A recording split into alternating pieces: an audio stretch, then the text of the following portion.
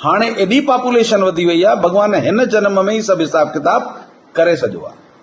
जेको छोकरो चरित्रवान आहे, जेकी छोकरी चरित्रवान आहे, उहा त इहा उम्मीद करे कि उनखे चरित्रवान छोकरो मिली वेंदो, परंतु जेको छोकरो छोकरी पंहिंजे चरित्र खे हुअं ई गंदो करे चुका आहिनि, उहे इहा उम्मीद कजो कि तव्हांखे बि चरित्रहीन पार्टनर मिलंदो। माउ पीउ जे सम्मान जी रक्षा कंदव, ईश्वर तव्हांजे सम्मान जी रक्षा कंदो।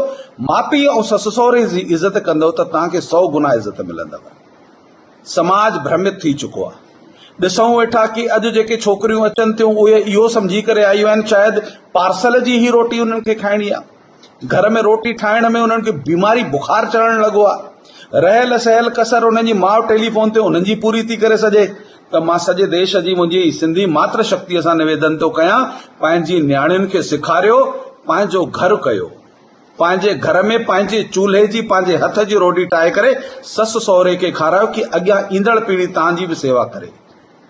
ॾिसां थो कि किटी पार्टियूं, हुक्का पार्टियूं, डांस ऐं हिन सॼे मॉडर्न ज़माने जे चक्कर में तव्हां पंहिंजी संस्कृति, पंहिंजे समाज ऐं पंहिंजे धर्म जो जेको अपमान निरंतर कंदा वेठा हलिया वञो, इहो तव्हांखे भोगणो पवंदो।